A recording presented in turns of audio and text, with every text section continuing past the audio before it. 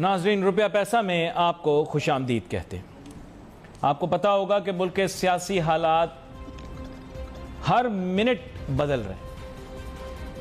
میں اس وجہ سے یہ بات کر رہا ہوں کیونکہ اس کی وجہ سے ہماری معیشت بہت زیادہ دباؤ کا شکار ہو گئی۔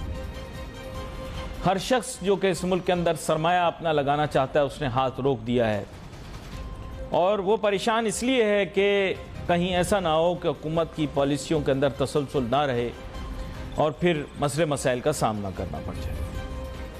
ہم آبجیکٹیولی پروگرام کرتے ہیں، کوئی سیاسی طرفداری نہیں ہوتی۔ جناب اسپیکر اسد کیسر صاحب کا بہت احترام کرتے ہیں۔ انہوں نے کہا کہ ان سے منسوب بیان ٹی وی پر چل رہا تھا کہ جی ٹی وی نہ دیکھیں یا میڈیا کی طرف نہ دیکھیں تو ٹینشن نہیں ہوگی۔ درست کہا سر آپ نے، وہ تو ویسے بھی بندے کو ایسے حالات میں خاص طور پہ سیاستدانوں کو ٹی وی نہیں دیکھنا چاہیے، بندے کی ٹینشن بڑھ جاتی ہے۔ میں یہ تو نہیں کہنا چاہوں گا کہ جو بات آپ کہہ رہے ہیں اس کی تائید کی جائے، لیکن بدلتے حالات، ہر لمحہ بدلتے حالات ملک کے سیاسی مستقبل کو بدل سکتے ہیں۔ اگر تحریک عدم اعتماد کامیاب ہو جاتی ہے اور پاکستان تحریک انصاف کی حکومت مزید نہیں چلتی یا اس کی وہ شکل نہیں رہتی جو ابھی ہے، تو اس کا نقصان عمران خان صاحب کو نہیں ہوگا، اس کا نقصان پاکستان تحریک انصاف کو نہیں ہوگا، بلکہ اس کا نقصان عوام پاکستان کو ہوگا جنہوں نے بھروسہ کر کے ایک نئی سیاسی جماعت کو موقع دیا کہ وہ حکومت میں آئے اور کارکردگی دکھا سکے۔ بڑی گہری بات میں کر رہا ہوں۔ وزیر اعظم عمران خان صاحب کو اس تحریک عدم اعتماد کے اندر کامیابی حاصل کرنے کی کوئی ضرورت نہیں ہے، کیونکہ وہ جو کچھ زندگی میں حاصل کرنا چاہتے تھے انہوں نے کر لیا۔ وہ بہت خوبصورت آدمی ہیں، خوبرو ہیں، خوش شکل ہیں، ان کو دولت کی بھی کوئی کمی نہیں رہی، دولت بھی ان پر نچھاور کی گئی۔ جب وہ کرکٹ کھیلتے تھے، مشہوری کا کوئی شوقین ہوتا ہے تو میرے خیال شہرت کے اندر، مقبولیت کے اندر پورے برے صغیر میں ان سے زیادہ مقبول کوئی شخص نہیں، بلکہ برے صغیر کو چھوڑ دیں، ایک وقت پہ تو دنیا کے مقبول ترین افراد کے اندر ان کا نام تھا۔ برطانیہ ہو یا امریکہ، لوگ ان پر فریفتہ تھے، مرد عورتیں سب۔ آپ میری بات کی گہرائی کو سمجھ رہے ہوں گے۔ تو ایسی بات نہیں ہے کہ ان میں کوئی کمی بیشی ہو۔ پاکستانیوں کی خواہش ہوتی ہے ہماری گوری سے شادی ہو جائے، اور وہاں نہ صرف کہ ان کی شادی برطانیہ میں ہوئی، بلکہ آج تک وہاں پہ بہت ساری حسینائیں اور لوگ بھی، سب لوگ ان سے محبت کرتے ہیں، پیار کرتے ہیں، لگاؤ رکھتے ہیں۔ تو آپ سمجھنے کی کوشش کریں کہ جو کچھ انسان زندگی میں حاصل کرنا چاہتا ہے انہوں نے کیا۔ اس کے بعد پھر ایک خاص عمر کے اندر انسان کی خواہش یہ ہوتی ہے کہ وہ دنیا کے اندر حاصل کی گئی مقبولیت کے ساتھ ساتھ انسانیت کی بھی خدمت کریں۔ آپ مجھے بتائیں کیا وزیر اعظم عمران خان صاحب کو ضرورت ہے؟ انہوں نے انسانیت کی جتنی خدمت کی، ہسپتال بنا کر، اور دنیا بھر کے اندر جس طرح انہوں نے کیمپین کر کے ایک اتنا بڑا ہسپتال تیار کیا، آپ کے خیال سے اس کی وجہ سے میں کہتا ہوں کہ برطانیہ کے حکمران تک، پرنس چارلز ہوں یا پرنسس ڈیانا جو اب دنیا میں نہیں رہیں، پاکستان وہ لوگ تشریف لائے، دیگر لوگ پاکستان تشریف لائے، ان کے لیے کمپیننگ کی، انہوں نے اتنا نیکی کا اچھا کام کیا، آپ کے سامنے موجود ہے۔ ان کو ضرورت نہیں ہے، یہی تو میں آپ کو بتا رہا ہوں۔ پھر اس کے بعد انسان کی کیا خواہش ہوتی ہے کہ یار حکومت ملے، ریاست ملے۔ آپ بتائیں نا کیا کیا نہیں ملا۔ پھر ان کو عزت ملی، 16 سال سیاست مستقل بنیادوں کے اوپر کرنے کے بعد ان کو پھر موقع ملا، اور انہوں نے جناب میں کہتا ہوں کہ مین اسٹریم پولیٹکس کے اندر بھی کامیابی حاصل کی، پھر اس کے بعد وزیر اعظم بھی بن گئے ملک کے۔ تو ان کی اچیومنٹ کیا ان کے سی وی پہ کوئی فرق نہیں پڑے گا، اس سب چیز کا فرق عوام کو پڑے گا۔ عوام ایسا فیل کرے گی کہ ہم کسی قسم کی تبدیلی نہیں لا سکتے۔ اور مائنڈ یو، یہاں پہ میں نون لیگ، پیپل پارٹی یا دیگر اور جماعتوں کے اوپر تنقید نہیں کر رہا، کیونکہ وہ بھی روایتی سیاستدان۔ یہاں پر غلطی وزیر اعظم عمران خان صاحب کے اوپر آئے گی ہی نہیں، ان کے اوپر کوئی مسئلہ ہوگا ہی نہیں، کیونکہ بات یہ کہ انسان نے جو کچھ اپنی زندگی میں حاصل کرنا ہوتا ہے اس شخص نے حاصل کر لیا۔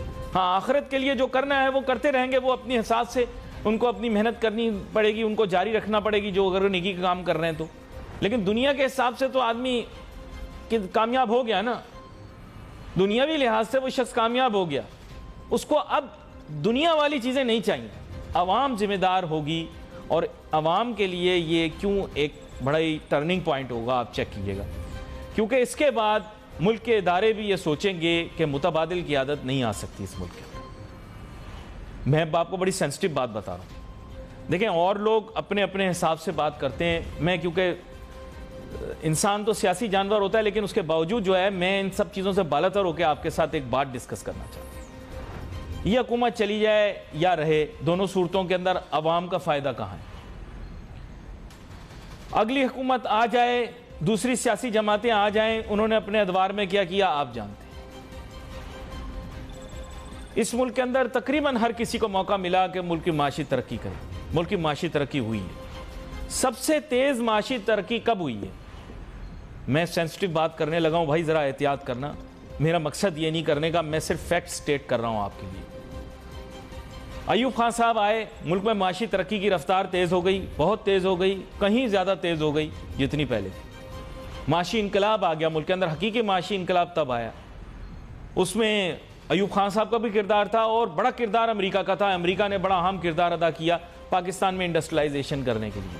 انڈسٹریلائزیشن بڑھی، پروڈکشن بڑھی، اور اس میں ظاہری بات ہے تب امریکہ کے مفادات بھی تھے، لیکن امریکہ کا بڑا اہم اور ویسٹرن ورلڈ کا بڑا اہم کردار رہا پاکستان کی معاشی ترقی.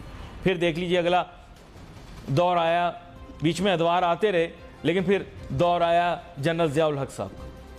ان کے سیاست کے معاملات کو ایک طرف رکھ دیتے ہیں. معاشی ترقی سب سے تیز ضیاء الحق صاحب کے دور میں ہوئی. کوئی اکنالج کرنے کے لیے تیار نہیں. اس کی وجہ یہ ہے کہ ان کی سیاسی پالیسیاں شاید اس طرح کی نہیں تھیں کہ لوگ اسے پسند کرتے.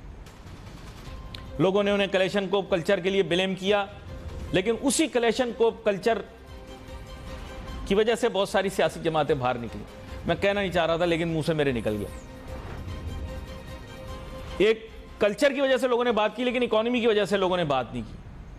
کنسٹرکشن کب سب سے زیادہ ہوئی؟ ضیاء الحق صاحب کے دور میں. آپ دیکھ لیں کنسٹرکشن، اتنی کنسٹرکشن ہوئی کہ آپ کی سوچ. پہلے کراچی ایسا تھوڑی ہوتا تھا. کراچی کو آباد کرنے میں اس دور کے کاروباری جو لوگ تھے ان کا بڑا اہم کردار ہے. جنرل ضیاء الحق کے دور میں ہوا ہے. جنرل ضیاء الحق کے دور میں بہت کام ہوا. میں ذاتی طور پہ کوئی جنرل ضیاء الحق کو پسند اس وجہ سے نہیں کرتا کیونکہ وہ میرے والد سے بڑی نفرت کرتے تھے، لیکن ویسے آپ بتا رہا ہوں کہ جنرل ضیاء الحق کے دور میں معاشی ترقی ہوئی. I am not personal. اگر میں پرسنل ہوتا تو میں برائی کرتا ان کی. میں نے نہیں کی برائی آپ کے سامنے. پھر آ جائیں مشرف صاحب. مشرف صاحب سے بھی میرے بہت گلے ہیں، بہت مجھے گلے ہیں. ذاتی طور پہ بھی گلے ہیں مجھے مشرف صاحب سے. لندن میں بیٹھ کے کبھی پروگرام دیکھتے ہیں، کبھی دبئی بیٹھ کے پروگرام دیکھتے ہیں، لیکن میں ذاتی طور پہ بڑے گلے ہیں. لیکن معاشی ترقی ان کے دور میں بہت ہوئی. یہ ایک فیکٹ ہے. توانائی کے اوپر کوئی کام نہیں ہوا لیکن معاشی ترقی بہت ہوئی. ان کے دور میں انڈسٹریلائزیشن بہت ہوئی. بینکنگ اور فائنینس کے زمرے میں بڑا کام ہوا. اسٹاک ایکسچینج اور کیپٹل مارکیٹ کے بارے میں لوگ زیادہ جانتے نہیں تھے، وہ بہت کام ہوا. انفراسٹرکچر کا بڑا کام ہوا. کراچی کہاں ایک شکل پیش کرتا تھا کسی گاؤں دیہات کی، ان کے دور میں کتنی ترقی ہوئی. اس میں معاشی ترقی کے بارے میں بات کر رہے ہیں ہم. تو کام ہوا. اور اب ہمارے ساتھ بہت ہی اہم مہمان شامل گفتگو ہوں گے. ڈاکٹر مرزا اختیار بیگ صاحب، سابق senior vice president F P C C I, متحرک رہنما پیپل پارٹی کے بھی رہے ہیں بھی، اور بڑے میں کہوں گا کہ اہم عہدوں کے اوپر ماضی میں بھی اور موجودہ معاملات کو بھی دیکھ رہے ہیں بڑے غور سے. ویلکم کرتا ہوں آپ کو شو پہ. شکریہ. اب بات کچھ ایسی ہے بیگ صاحب کہ ملکی سیاسی حالات جو ہیں وہ معیشت کے اوپر بہت زیادہ اثر انداز ہو رہے ہیں. جن سے میں باتیں ڈسکس کر رہا ہوں، جن بزنس مینوں سے پوچھ رہا ہوں، وہ مجھے بتا رہے ہیں کہ سرمایہ لگانے سے پہلے ہم 1000 دفعہ سوچ رہے ہیں. بہت سارے لوگوں نے پیسہ اگر خرچ کرنا ہو تو روک لیا ہے. کیپٹل مارکیٹس کے اوپر بھی اس کے اثرات مرتب ہوتے دکھائی دے رہے ہیں. ریل اسٹیٹ کنسٹرکشن کے اندر بھی ہم دباؤ دیکھ رہے ہیں. کیا یہ بات درست ہے کہ سیاسی حالات خراب ہو جانے کی وجہ سے معیشت میں جو تسلسل تھا وہ ٹوٹ جائے گا؟ بالکل آپ نے بات صحیح کہی. سرمایہ کاری میں، صنعت کاری میں، نئے انویسٹمنٹس میں جو چیز زہر قاتل ہے وہ انسٹیبلٹی ہے، عدم استحکام ہے سیاست کا. سیاسی عدم استحکام جو ہے ملک میں وہ لوگوں کو شیکی کر دیتا ہے.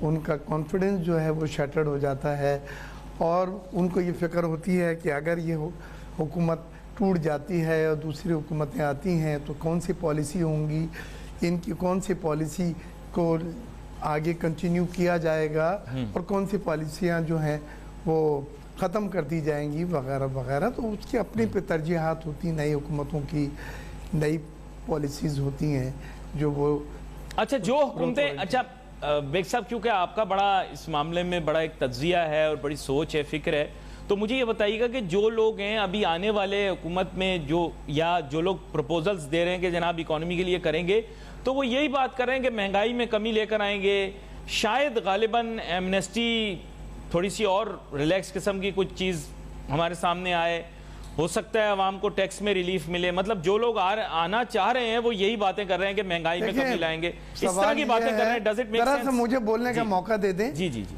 تاکہ میں آپ کا یہ پوائنٹ کو جو بہت اہم سوال ہے آپ کا بتلا دوں. دیکھیں پی ٹی آئی کی جو حکومت آئی تھی انہوں نے جو نعرہ تبدیلی کا لگایا تھا، اس تبدیلی میں پہلی چیز تھی غربت میں کمی، نئی ملازمتوں کے مواقع، نئی مکانات سستے دینے اور کرپشن کا خاتمہ، باہر سے $200 بلین کا لے کر آنا. یہ سب وہ چیزیں تھیں جس سے لوگوں نے متاثر ہو کے تبدیلی کے نام پہ پی ٹی آئی کو آزمانے کا عہد کیا، اس کو ووٹ دیے اور حکومت پی ٹی آئی نے بنائی. لیکن 3-3.5 سال گزرنے کے بعد لوگوں نے یہ دیکھا کہ وہ وعدے صرف وعدے ہی تھے.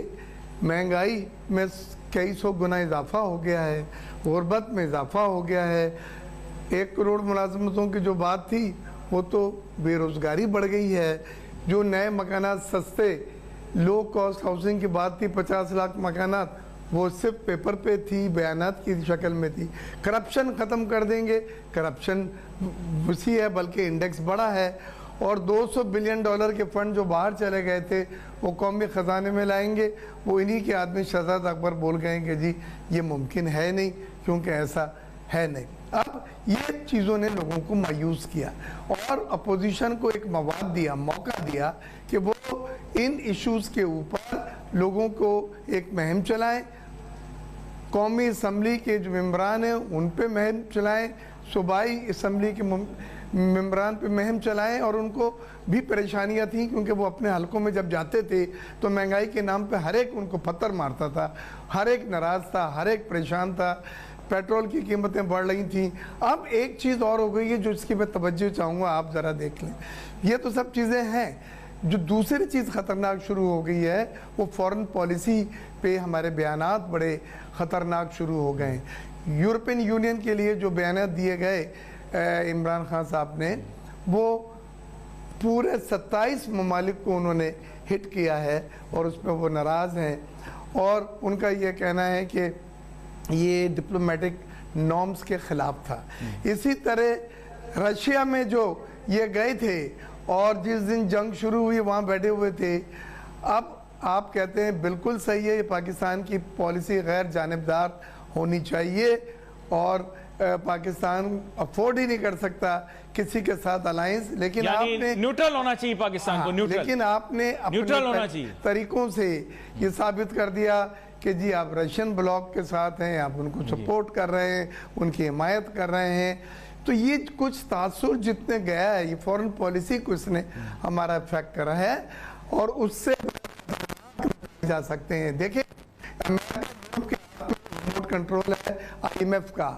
امریکہ یورپ کے ہاتھ میں ہے GSP پلس جو رینیول ہونے جا رہا ہے، اور FATF جو 3 سال سے ہم اس میں گرے لسٹ میں لٹکے ہوئے اور وہ ہمیں باہر نکال کے نہیں دے رہے ہیں. حالانکہ 27 میں سے 26 کلوزز ہم نے ان کی کر دی ہیں جس میں ہم نے لیجسلیٹو چینجز یعنی آئینی تبدیلیاں بھی کی ہیں، قانون میں بھی تبدیلیاں کی ہیں پاکستان کے ان کی ریکوائرمنٹ پہ. لیکن اس کے باوجود وہ مطمئن نہیں نظر آ رہا ہے. تو یہ سب چیزیں لہم فکریہ ہیں کہ فورن پالیسی میں ہمیں بہت نقصان ہو رہا ہے. نہیں بیگ صاحب، وہ تو آپ کے ساتھ ہم نے پروگرام میں بھی ڈسکس کیا تھا کہ وہ جو ایک نقطہ ہے وہ بڑا ہی اہم ہے، جس کے معنی یہ ہیں کہ ان اشخاص تک رسائی جو کہ ان جرائم کے اندر ملوث ہوں. تو یہ کوئی خامی یا برائی نہیں ہے کہ بین الاقوامی قوانین کے تحت ان لوگوں کو پکڑا جائے جو کہ اس طرح کے کرائمز میں ملوث ہوں.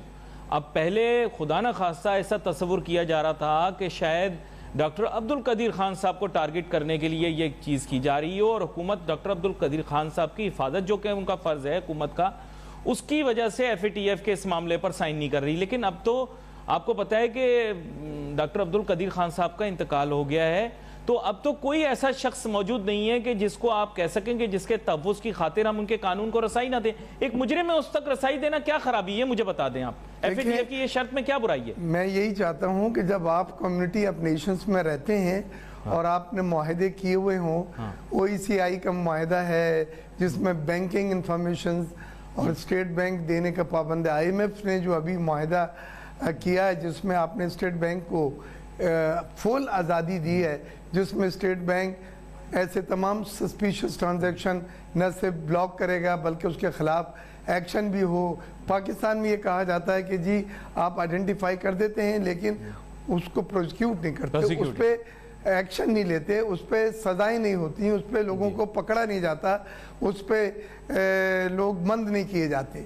تو یہ ایک ان کی تشویش ہے کہ یہ ایف اے ٹی ایف کے جو قوانین ہے، جو ریکوائرمنٹ ہے، اس کو پورا نہیں کر رہا ہے۔ معاشی معاملات کو ٹھیک کرنے کے لیے اب کیا کیا جائے، اس کی جانب میں لانا چاہ رہا تھا بیگ صاحب کو۔ بیگ صاحب مسئلہ کچھ ایسا ہے کہ یہ تو ہمیں پتہ ہے کہ معاملات سیاسی تصادم کی طرف ضرور جائیں گے، لیٹس ہوپ کہ some thing good comes out of it, لیکن پھر بھی ایک سلوشن بیسڈ اپروچ یہ ہے کہ جب یہ معاملہ سب ختم ہو جائے، چاہے عدم اعتماد کی تحریک جو ہے کامیاب ہو یا ناکام ہو، حکومت جاری رہے یا پھر شاید کوئی تبدیلی آ جائے، دونوں صورتوں میں عوام تو یہ محسوس کرتی ہے کہ ان کی بہتری کے لیے کیا ہوگا۔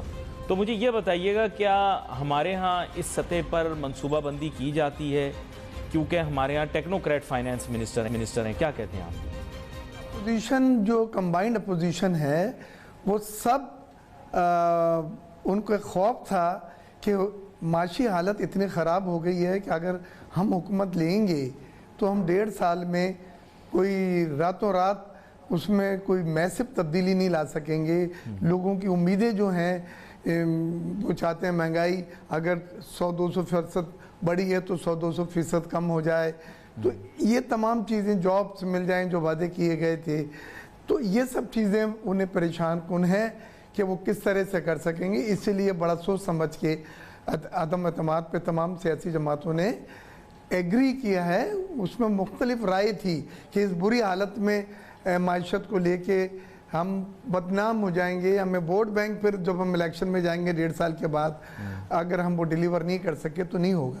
دوسری چیز، عمران خان نے لوگوں کی ہمدردی لینے کے لیے 5 روپے پاور کے اور 10 روپے پیٹرول کی قیمتوں میں جو کمی کی ہے، جبکہ انٹرنیشنل مارکیٹ میں تیل کی قیمتیں بڑھ رہی ہیں، اس سے 300 ارب روپے جون تک قومی خزانے کے اوپر آپ کو دینا پڑے گی سبسڈی، جو نہ آئی ایم ایف کو قبول ہے، نہ آئی ایم ایف سے ایگری کیا آپ نے۔ انڈسٹریل ایمنسٹی اسکیم آپ نے اعلان کی، وہ بھی آئی ایم ایف کو اس پہ اعتراض ہے، وہ کہتے ہیں یہ منی لانڈرنگ کے جو پیسے ہیں جن کے بلیک منی ہے ان کو وائٹ کرنے کا طریقہ ہے۔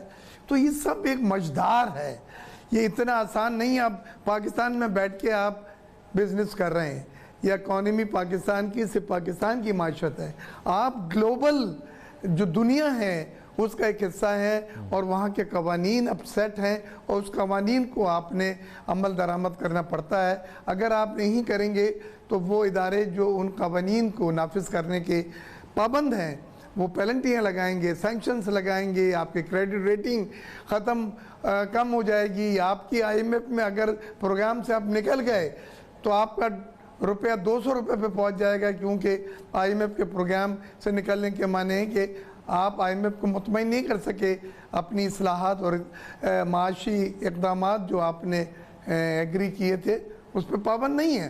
تو یہ سب چیزیں ملک کو اینڈ میں جو ہوتی ہیں یہ ہٹ کر رہی ہیں۔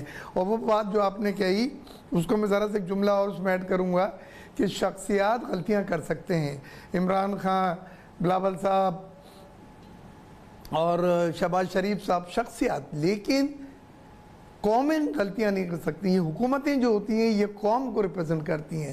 آپ قوم کے ایک بیان سے آپ کو انٹرنیشنل کمیونٹی میں آئسولیٹ کر دیا جاتا ہے، آپ کے اوپر وہ لوگ جو آپ کے سپورٹر ہوتے تھے آپ کے ناقد بن جاتے ہیں۔ تو آپ کو بڑا سوچ سمجھنا پڑتا ہے۔ آپ نے پروگرام کے شروع میں جو باتیں کہیں کہ یہ سب سے اچھے فلنتھراپسٹ ہیں، سب سے اچھے اسپورٹس مین ہیں دنیا میں، امریکہ میں اور یورپ میں، لندن میں لڑکیاں ان سے ملنے کی خواہاں ہوتی ہیں، دوستی کرنے کی خواہاں ہوتی ہیں، یہ سب چیزیں صحیح ہیں، لیکن ایک اچھا سیاستدان اور ایک اچھا معاشرتدان اور ایک اچھا پالیسی میکر جو ہے، لوگ اس کو اب دیکھنا چاہتے ہیں۔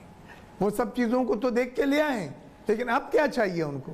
اب انہیں چاہیے کہ ان کے پاس صلاح کار ایسے ہوں، ان کے پاس ایسے ایڈوائزر ہوں جو ایسی پالیسیاں بنا سکیں جو پاکستان کو موجدار سے نکال کے ترقی کی راہ پہ گامزن کر دیں، ہماری ایکسپورٹس بڑھ جائے، ہمارے وہ تمام سہولتیں جو پاکستان کو یہ ممالک دے رہے ہیں، جس میں جی ایس پی پلس ہے، ڈیوٹی فری ایکسپورٹ، ابھی سینٹرل ایشین کے ساتھ ابھی میں ایک انویسٹمنٹ کانفرنس سے اٹھ کر آیا ہوں آپ کے پاس، جو بورڈر انویسٹمنٹ میں کی ہے، اس میں رزاق داؤد صاحب نے بتلایا ہے کہ پیر سے سینٹرل ایشین ممالک سے ٹرک میں آپ جا کے آ سکیں گے، افغانستان سے جا کے آ سکیں گے، ان کے ٹرک پاکستان آ سکیں گے، افغانستان کے ٹرک۔ تو یہ کنیکٹیوٹی جو ہے ریجنل ٹریڈ کا، میں ہمیشہ آپ کے پروگراموں میں بھی زور دیتا ہوں کہ یہ بہت ضروری ہے۔ تو ایک طرف یہ سب چیزیں اچھی ہونے جا رہی ہیں، دوسری طرف پولیٹیکل انسرٹنٹی ہے، لوگ سیاسی عدم استحکام کو بہت منفی لیتے ہیں۔ میری دعا بھی یہی ہے اور ریکویسٹ بھی یہی ہے آپ کے پروگرام کے تحت کہ جمہوری حق بالکل استعمال کیا جائے جو ملک کے بہتری ہو، لیکن ملک میں کبھی بھی کوئی ایسی صورتحال نہ ہو جہاں عدم استحکامی اس ملک کو جو ہے اس ڈگر پہ لے جائے جہاں پہ سرمایہ کار ہاتھ روک لیں، جہاں لوکل بزنس مین جو ہیں وہ شیٹرڈ ہو جائیں، ان کا کانفیڈنس جو ہے وہ کم ہو جائے، جو ہمارا ملک افورڈ نہیں کر سکتا۔ ہمیں آلریڈی بہت دشمن ہیں ہماری ایک ایک غلطیوں کو اچھالنے کے لیے۔ ایف اے ٹی ایف میں جو ہمیں نہیں نکالا جا رہا ہے وہ انڈیا منٹ ٹو منٹ ہماری وہ تمام ٹرانزیکشن وہاں انہیں بتاتا ہے جس میں وہ سمجھتے ہیں کہ یہ پیسے جو منی لانڈرنگ کے لیے استعمال کیے۔ اور اب یہ جو انڈسٹریل پالیسی جس پہ میں نے آج کالم لکھا ہے، آپ کو بھی بھیجا، آپ نے پڑھا ہوگا، اس میں بھی میں نے یہی کیا ہے کہ ایف اے ٹی ایف کی اور آئی ایم ایف کی یہ کنسرن ہے، یہ کالے پیسے کو جو بلیک منی ہے وائٹ کرنے کے لیے ایک دروازہ فراہم کیا جا رہا ہے۔ یہ تمام چیزیں جو ہیں ہمارے ملک کے کریڈیبلٹی کو بری طرح متاثر کرتی ہیں، کریڈٹ ریٹنگ کو متاثر کرتی ہیں، سرمایہ کار کو شیکی کرتی ہیں، اور اس لیے ہمیں ایسی تمام چیزیں صلح کے ساتھ، اس کے پیچھے کیا ریشنل ہے۔ ہم تو جابز کریٹ کرنے کے لیے یہ کر رہے ہیں، جو کووڈ میں ملازمتوں کے مواقع کم ہوئے ہیں، ہم ایمنسٹی اسکیم اس لیے بھی لا رہے ہیں کہ ڈاکومنٹیشن آف اکانومی ہو، وہ لوگ جو اکانومی میں ڈاکومنٹیڈ نہیں ہیں وہ اس میں آ جائیں۔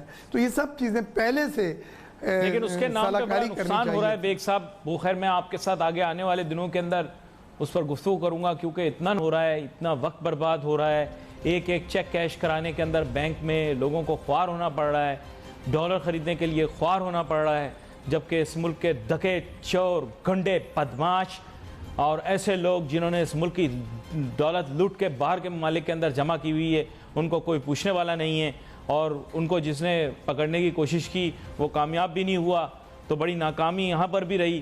وہ لوگ جو ہیں وہ شتر بے مہار گھوم رہے ہیں، بار بار ان کے ٹکٹ کٹ رہے ہیں، باہر کے ممالک کی سیر بھی کر رہے ہیں، آ رہے ہیں، جا رہے ہیں، وہاں پہ رہ رہے ہیں، ان کے مکانات کو دکھایا جا رہا ہے، سیاسی سرگرمیوں کو بتایا جا رہا ہے۔ لیکن افسوس کی بات یہ ہے کہ ایک عام پاکستانی اگر ایک چیک کیش کرانے کے لیے بینک میں چلا جاتا ہے تو اس کو وہ ذلت اور خواری کا سامنا کرنا پڑتا ہے، جو میں آپ کو کیا بتاؤں۔ اور ڈالر خریدنے کے لیے وہ ذلت اور خواری پاکستانیوں کو کاٹنی پڑ رہی ہے، وہ پابندیاں لگا دی گئی ہیں، جبکہ چور، ڈکیت، 2 نمبر، سب چیٹر ٹائپ کے لوگ جو ہیں ان کے پاس بے شمار وسائل بھی ہیں اور طریقہ کار بھی ہیں کہ وہ اس ملک کا بھرپور فائدہ بھی اٹھا رہے ہیں، باہر کے ملک میں انہوں نے دولت بھی رکھی ہوئی ہے۔ یہ ایک سوالیہ نشان ہے۔